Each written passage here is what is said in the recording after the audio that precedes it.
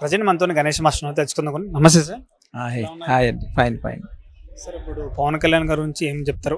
Deputy CM అయ్యారు కదా, అంటే ఇన్ని రోజులు మీకు దొరకలేదు మాకు, ఇప్పుడు అడుగుతున్నాం. ఎలా అనిపిస్తుంది డిప్యూటీ సీఎం అయ్యారు 10 సంవత్సరాల తర్వాత మీకు ఎలా అనిపిస్తుంది? మా బాస్ ఆయన ఎప్పుడు అయిపోయినట్టు మాకుంది. ఇప్పుడు కొత్తగా ఇప్పుడు ఏంటంటే చాలా రెస్పెక్ట్ ఇప్పుడు.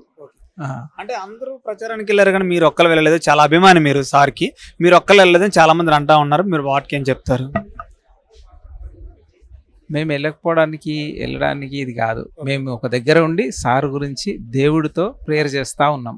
ఎందుకంటే దేవుడి పేరు మించి ఏమీ లేదు. సో మేము ప్రేయర్ చేస్తున్నాం. సార్ మంచోడు, సార్కి ఒకసారి ఛాన్స్ ఇవ్వాలి దేవుడా, ప్లీజ్ ఇవ్వండి దేవుడా అని ప్రేయర్ చేస్తూ ఉన్నాం ఒక దగ్గర కూర్చొని.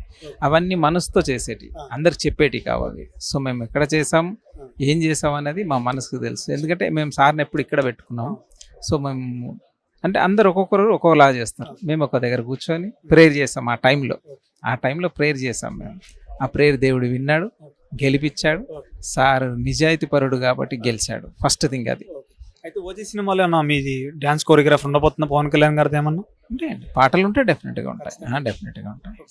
తక్కువ కొరియోగ్రాఫర్, తక్కువ ప్రొడ్యూసర్ అంటే డైరెక్టర్కి వెళ్ళడం, సినిమా చేయడానికి వెళ్తున్నారు కదా, ఏంటి డైరెక్షన్కి కారణం ఏంటి? అవకాశం, అంతే. అవకాశం, ఆలోచన మన పెరుగుతూ ఉంటాయి కదా, ఆలోచనలు పెరిగినాయి.